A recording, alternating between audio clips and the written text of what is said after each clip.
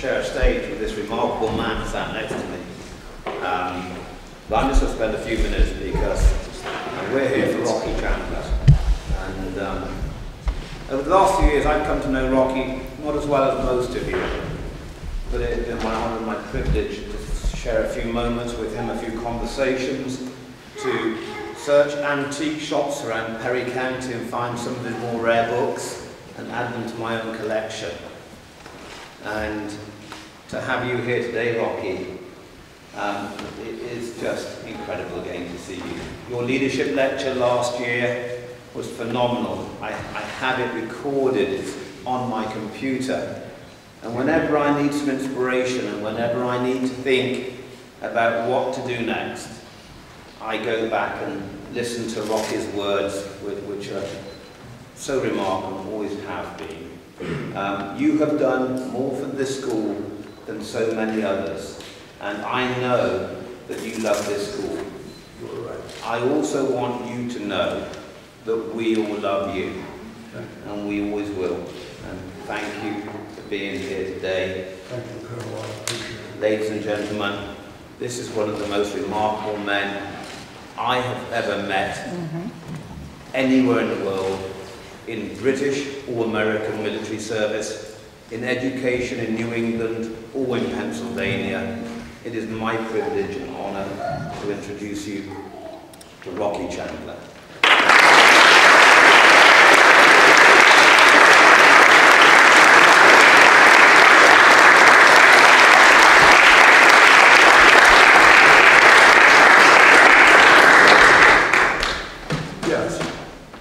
I'm going to be introduced by one of my very best friends, Sheriff Tim Cameron.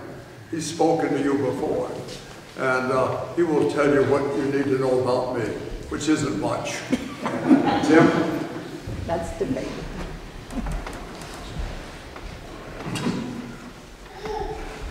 I'm going to use this, I just won't unveil it. Good afternoon. Good afternoon, sir. That was outstanding. Honored guests, Colonel Pearson, faculty and staff of Carson Military Academy, alumni and students, or should I say Corps of Cadets. I'm most pleased to be here today. My name is Tim Cameron. I'm the 133rd elected sheriff of St. Mary's County, the first sheriff's office in the United States. It was established in 1637 in St. Mary's County, Maryland, the New World. I'm one of a long line of sheriffs in St. Mary's County that includes the uncle and grandfather of Francis Scott Key. My best friend is an alum of Carson Military Academy, class of 1943, Roy F. Rocky Chandler. My task here today is to introduce him, and I thought about different ways of doing this. Of course, I could tell you that he sailed the world and sunk the boat. I can tell you that he flew a gyrocopter and crashed it. I can tell you a number of things because I have heard these stories. But I wanted to tell you that I am drawn to Carson Military Academy, and I feel a certain kinship to this school and this place, a bond, if you will. And I'm certain that Rocky's stories of his student years here, as well as his experiences being a teacher here, has endeared me to this place, to this school. But it's more than that. I've been a police officer since 1980 and a serving sheriff since 2005. And I recognize that Carson Military Academy and the St. Mary's County Sheriff's Office have much in common.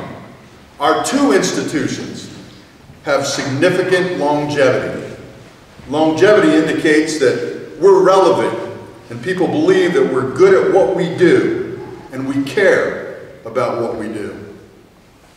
We both have rich traditions, a long history, and an expectation of our strict adherence to a code of conduct and obedience to our oath. We are a team with a commitment to a greater good, and we serve selflessly. We are disciplined. We have structure. We are loyal. We reward competence and value, most of all, honor, integrity, and character. Did I say 2 institutions? I should have said 3 institutions, one of them being my friend Rocky. You see, I just didn't learn about all those attributes from being a police officer.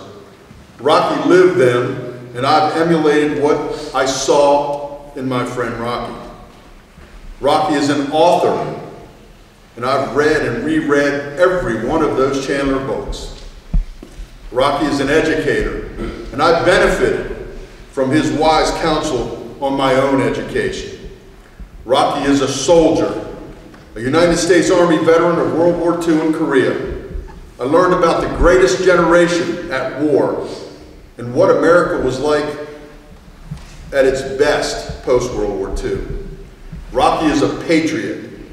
I learned to love my country like never before, and I understand my responsibility to our republic.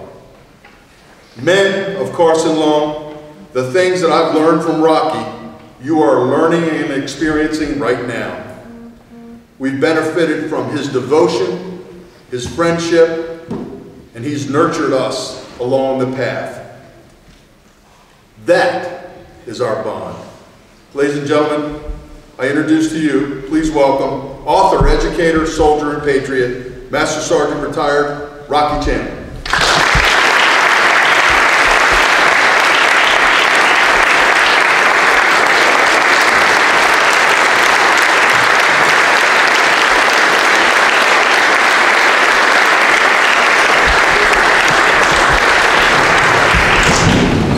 This is a special time for me. It really is. I'm about to be 90 years old. I look out here and I see Herb Robb. Herb Robb, when I was 16, saw me kick back a kickoff in a football game. It's never happened before or since. It was a legal play. I remember I was 16 years old. I see a guy here that I bought a sports car for when he was a cadet here. He stayed in summer with me. I see my friend Spike Holder, former president. I taught him to ride a motorcycle in front of Centennial Hall when he was battalion commander. And he was allowed to do that. I just want to say this to you. As long as you're at Carson Long, you are going to be buried in the words, right. Do the right thing. Not the best thing, not the smart thing, not the money-making thing. Whatever is right. Do your best with that. If you do, you will be happy and pleased the rest of your life. When you get my age, you'll be thankful you did the right thing. It's not easy. And the words, there are only about 3 ways to say this. Do the right thing. And it becomes so boring, so cliche, we all want to jump out the window. But take it to heart. Do the right thing in life. You'll be rewarded a million times. I have made my last speech here a couple of years ago, and some of you probably heard of it. I make no more speeches. I want to introduce to you the genius. When you see this thing, you're not going to believe it. He created it. He dreamt it up. It was his concept. I have wanted my whole life, for 75 years that I was around this school, to have this. And you will see why in a minute. I never expected it would get done. I would rather have this in this hall right now than they'll have the Mona Lisa sitting here. And I mean that. This is Carson Long. This is the half of Carson Long that I particularly minister in.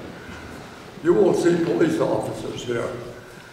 I ask them to come in uniform and so on because I want you to understand, I don't hang around with limp wrist guys. I hang around with men, not male men. And I am very proud of the cops I know and what they do. You should be too. Anyway, I would now like you, when I ask you, to rise and applaud the creator, the inventor, the builder, the everything for what this Carson Long is now getting. Gentlemen, Please rise and applaud Mr. Greg.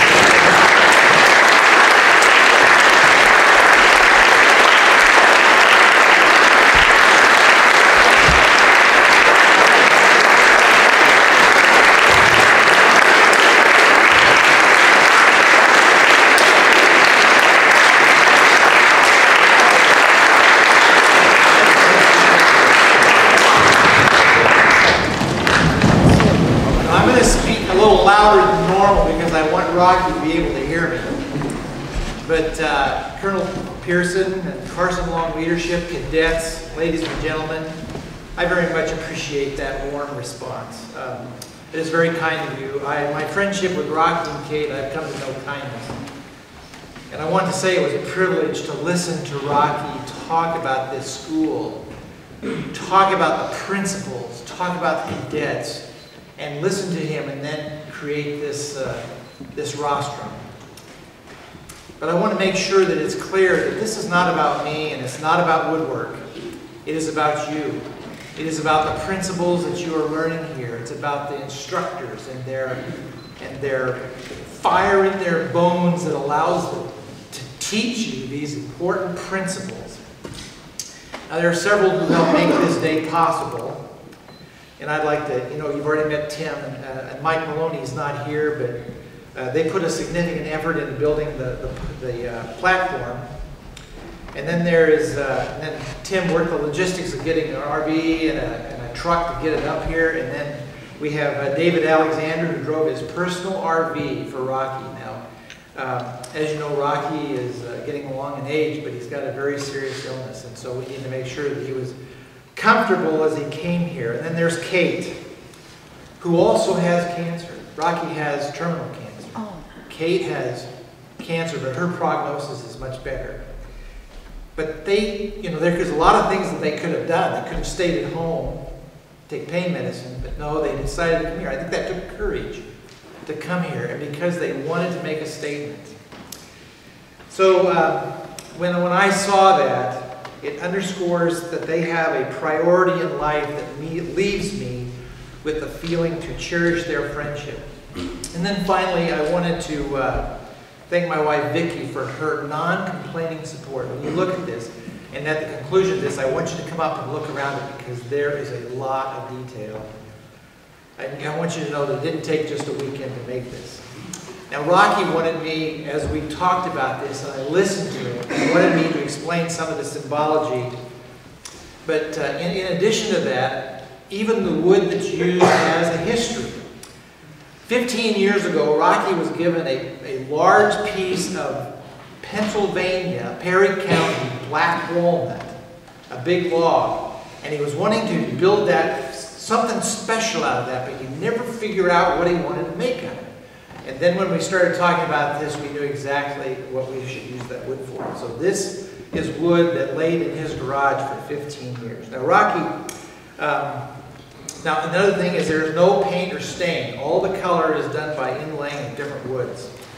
So now to cover some of the symbols, I'm going to try and rush through this because there's a story I want to tell you that inspired me, and I think it'll inspire you. So beginning with the foundation principle, you'll notice the word honor at the base. Everything about this piece radiates the word honor. The dictionary describes the meaning of honor as high respect, esteem, a privilege. In its synonyms are words like keep, obey, implement, execute, and privilege. If you do well at this school, you will make these principles a way of life, part of your life. The next most prominent symbol in the very front is the Carson Long logo. Its motto is how to learn, how to labor, how to live. These statements are sermons in and of themselves. They have been taught at this school since 1920, and you can be successful. I tell you, you can be successful if you will make those concepts that you are taught by your instructors part of your life. I mean, put them in your bones, listen to their words, be able to teach them to your children someday. Okay, then there is the jump wings and the ranger patch. I asked Rocky, I talked to him at length about these, what they meant. These are symbols that recognize accomplishment. It takes work. There's some risk with this. You know, I went skydiving one time. I did that once, and I learned that there's some risk with that. But I did it, and I would do it again if I had to, but I didn't have to, so I didn't. But you have to work hard to get there. Then on the back, and when you come up to see this, I've carved a Purple Heart medal. The Purple Heart medal is a symbol that is respected, but that nobody wants. The recipients come to know in the first person that freedom is not free. I have known several men who have earned this medal. Rocky is a recipient of the Purple Heart. He was shot through a leg by a Japanese sniper when he was invading Guam. I am filled with reverence and respect, and I make the point possible. I try to make it a point that when I find someone who has earned that award, that I quietly find them and with respect and reverence say thank you. Also on the back of this podium is a plaque that reads, "From Roy Chandler, 43, in honor of my friend Colonel Carson Holman, 48, preeminent speaker, soldier, educator, and Carson Long president." I understand you're here today. Would you just stand for us, please, Colonel? Thank you.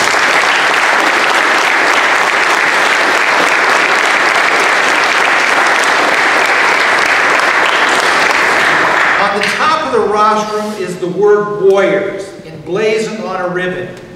It is your school mascot. This word conjures up the image of a man of strength, of courage, of integrity, a man with purpose. Now, I have some close friends who, when I think of warrior, I have firsthand experience. I have a friend named Darrell Beebe, who served in the very dregs of Vietnam. He knows firsthand mud, bugs, heat, humidity, fatigue, snipers, and enemies in the wire. Many of his fellow soldiers lost their lives in the same foxhole. I noticed that even though he fought many times for his very survival, he did not become a man of blood. He did not thirst for it. He really didn't want to have to take a life, but he would defend our country by taking a life. In fact, he fought for the protection of our country, for our wives, our children, our freedom and religion, and our peace. I also have a close relative, Dave Roker, who was a radio man in a combat patrol in Vietnam. He served a long time. You know, the radio guy is always the guy they want to get. But he was humble and submissive, and when he came back, he contributed to his society, and he's still a very good man, and I just have tremendous respect for him. Now, I've never been in combat, never been shot at. I have lived the life that so many people have died for. Many times I find myself, am I living worthy of their sacrifice? Am I a good citizen? Do I give of myself? Am I striving to make the society in which I live better? I ask those questions of myself regularly. Although I am far from perfect, I would like to think that I've made a difference. Now on the front, you will notice that there are 2 Springfield rifles. And I want to tell you, they're all wood, so don't try and cock. You'll break the thing up. And these symbols convey the need for discipline and safety. Today there is much discussion in the news about guns. And so I ask you a question. Who is afraid of an honorable man with a gun? I'm not. But I can tell you who is. Bad men who are breaking the law. They would have nothing to do with it. I'm grateful there are men like Sheriff Tim Cameron and Detective David Alexander. And Mike Maloney was trying to come here, but he worked in the very dangerous world of undercover police work for many years. They experience real risk on a regular basis, and I thank them and those who serve with them for their service. Other men who are afraid of honorable men with guns are dictators and tyrants. It makes their hidden agenda hard to achieve. May the Second Amendment never be infringed upon. Now, I hurried through these symbols because I wanted to get to this true story that just electrified me when I heard it, and I wanted to share it with you because it applies so well here. So World War II produces many heroes. I like to go back and read their stories of valor and honor. One such hero was a young lieutenant named Butch O'Hare. Lieutenant O'Hare was a Navy fighter pilot serving in the South Pacific, assigned to the aircraft carrier USS Lexington. On February 20th, 1942, the Lexington picked up aircraft contact on a radar 35 miles out from the ship. A combat patrol of fighter planes was launched to investigate and protect the Lexington from attack. A short time later, another radar contact picked up at 43 miles out, so another combat patrol was launched to protect the Lexington. A third contact was made a few minutes later, 80 miles out, and again a combat patrol was launched. About a half hour later, the Lexington radar picked up another formation only 12 miles away on the unprotected side of the task force. All of the Lexington fighter planes were engaged on one side of the carrier, leaving the other side of the task force completely unopposed. The aircraft carrier had only 2 fighter planes left to confront the threat, Butch O'Hare and his wingman Duff. As the Lexington's only protection, they raced towards the threat, arriving to find 9 Japanese Betty bombers flying in close formation towards the Lexington. The guns on the Duff fighter plane were jammed, and he wouldn't fire, which left Butch by himself to confront the enemy. Butch fighter plane was armed with 4 .50 caliber machine guns with 450 rounds per gun. That seemed like a lot of ammunition, but it was only enough to fire for 34 seconds. Today, I work on the F-18. Today, it shoots 6,000 rounds a minute. It's a lot. Anyway, against 9 enemy aircraft who were flying in a Type B formation, focusing all their defensive machine gun fire on Butch O'Hare. Lieutenant O'Hare didn't waste a second. He shut out the engine on the first lead bomber, splashing it into the ocean. Then he concentrated his fire on the other bombers in the formation. He made his second, then third, then fourth passes, and he smashed plane after plane after plane, while the surviving enemy bombers got closer and closer to the Lexington. When it was all over, Lieutenant O'Hare had shot down 5 enemy bombers and seriously damaged the 6th, when the rest of the bombers turned around. With all of his ammunition expended, Lieutenant O'Hare returned to the Lexington. As he approached, the Lexington's own anti-aircraft machine gun accidentally opened fire on O'Hare. When he finally landed on the decks of the Lexington, Lieutenant O'Hare went over to the gun platform to confront the embarrassed anti-aircraft gunner. He said to him, "Son, if you don't stop shooting at me when I've got my wheels down, I'm going to have to report you to the gunnery officer," Butch said, and that was the end of it. When all this was said and done, Butch's plane had only been hit with a single bullet during the entire firefight.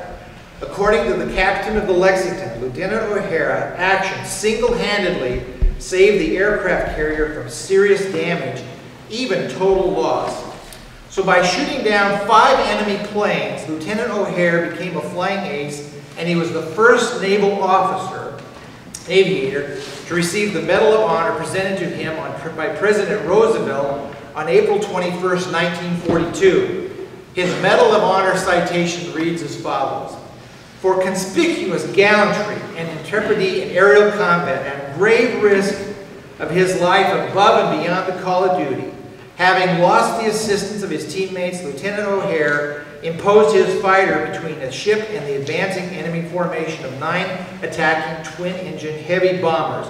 Without hesitation, alone and unaided, he repeatedly attacked this enemy formation, and at close range in the face of intense combined machine gun fire, and despite this concentrated opposition, Lieutenant O'Hare, by his gallant and courageous action, his skillful marksmanship in making the most of every one of his limited amount of ammunition, shot down 5 enemy bombers and damaged the 6 before they reached the bomb release point.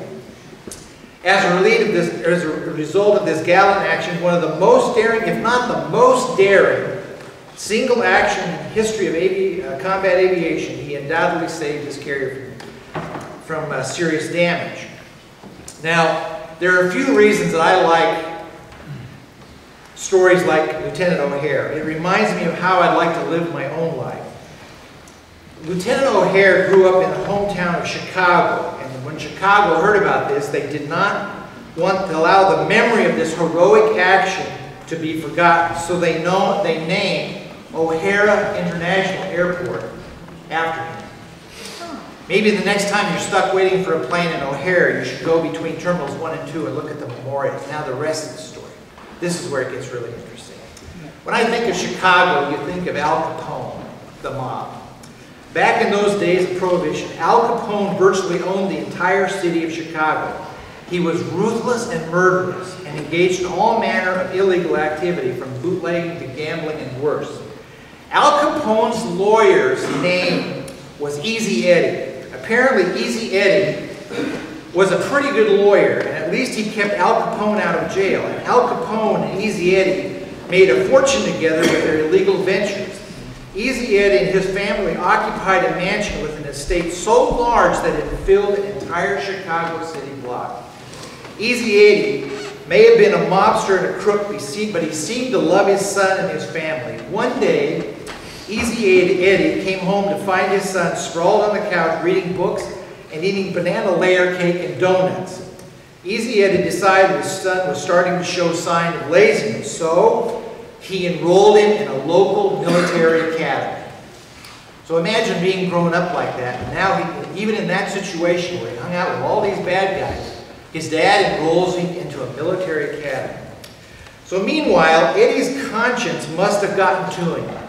Maybe it was the love of his son or the love of his family. Who knows? Nobody knows.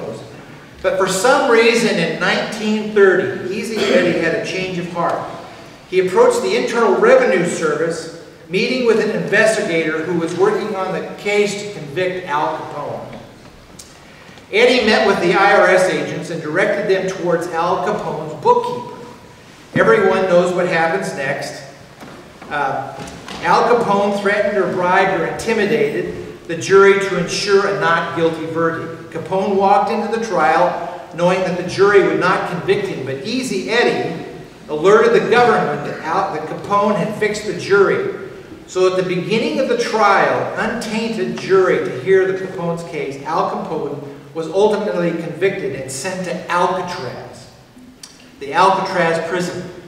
Rocky's father was the guard at Alcatraz.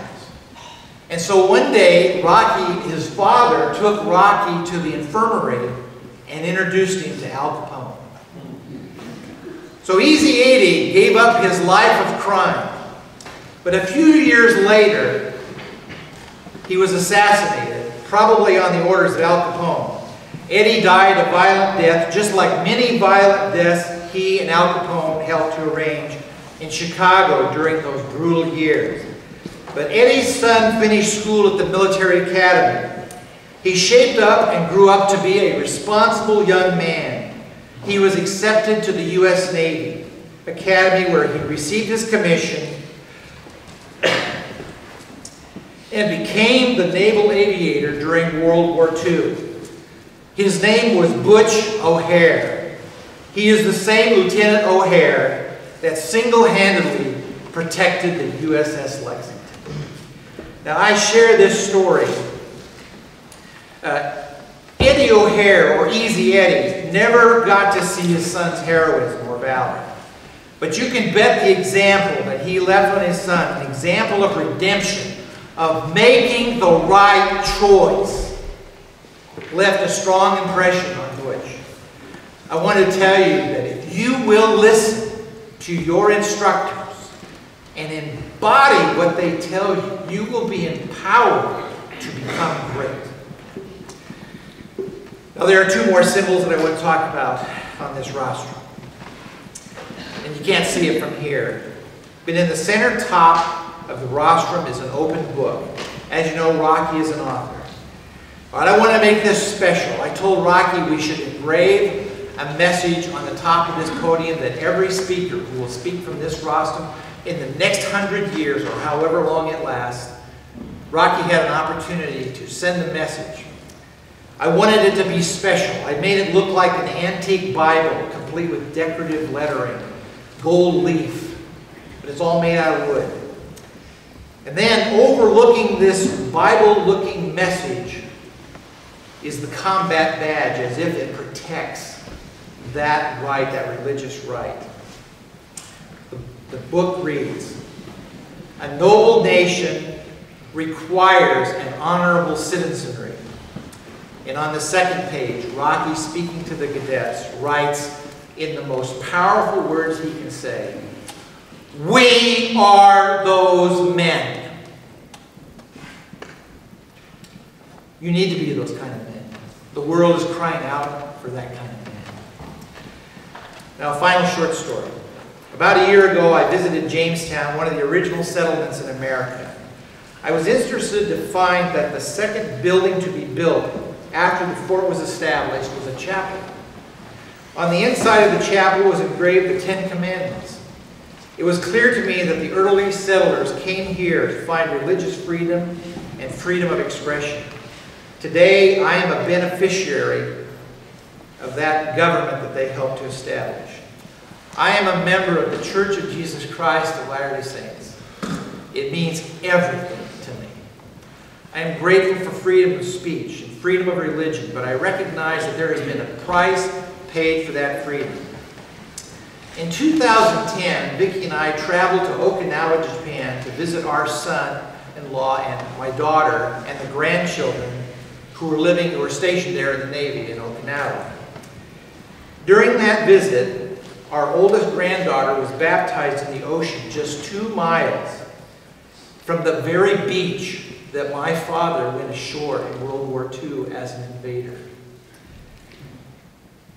and then stayed there as part of the occupying price. I was overcome with emotion as I tried to visualize the battle scene that took place on that very beach. And I wondered what he would have thought if he would have known that his great-grandchildren would be raised on that very island in a state of peace and democracy. He made a difference in my life, in the life of my grandchildren. Now, my young friends, I hope you enjoy this podium. I want you to use it. I hope that you will feel the fire and passion that went into building this. You know, Rocky, he gives me a lot of credit, but I want to show you a couple things. So here are some of his notes. He would sit down at the kitchen table and he'd say, I want it to do this. And so this was the book. This is the ideas that he had, and then I'd come up with the book. This is a napkin that shows kind of the general idea that we came up with on the podium. Here is the beginning of the Carson Long that we sketched together and he talked about, and I listened to his heart about how he felt about Carson Long. And so there is another feature here, and I would like Cadet Clark. Where's Cadet Clark? Would you please come up here, Cadet Clark? So Rocky was interested in the big guy and the little guy, and I'm told that Cadet Clark is the shortest guy in the... I'm going to. So step up here. So Rocky wanted me to do this.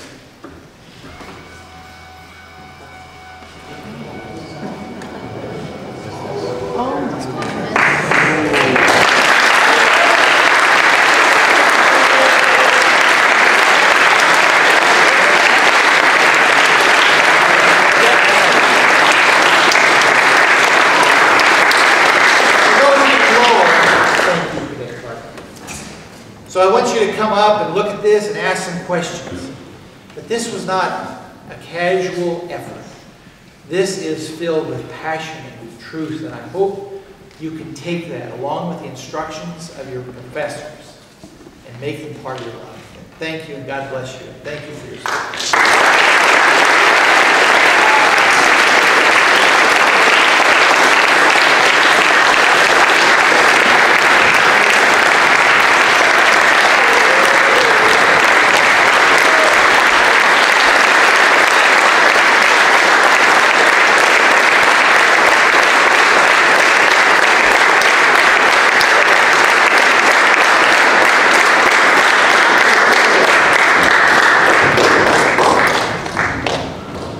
Rocky wants me to bring it all the way up. It'll go up like here.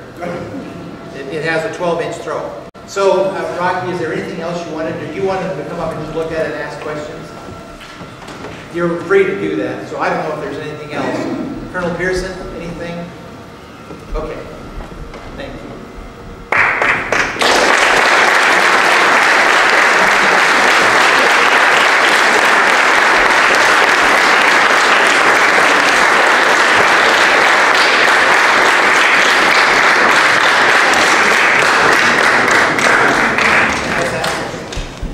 Think that I'm near death and that I'm coked to the ears with morphine. You're exactly right. I am. And I probably don't have too long to exist. This may be my last trip to Carson Long, and I've loved this school for 75 years, just as you will someday. Anyway, thank you for being here, and thank you for coming. And all of you will use this thing You know how it is here. You speak, and you will learn to talk well. And every time you look down, you will get inspirational words that I hope will not become boring. Pictures? When we get done here, please come up and operate the machine. Stand, feel what it looks like. Look at that combat badge. I'd rather own the combat badge than any medal in the world. I've got one. I've got two.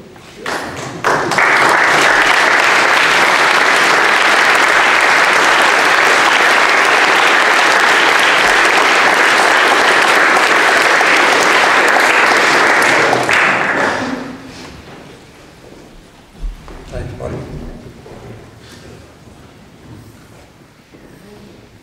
Okay, dismiss. And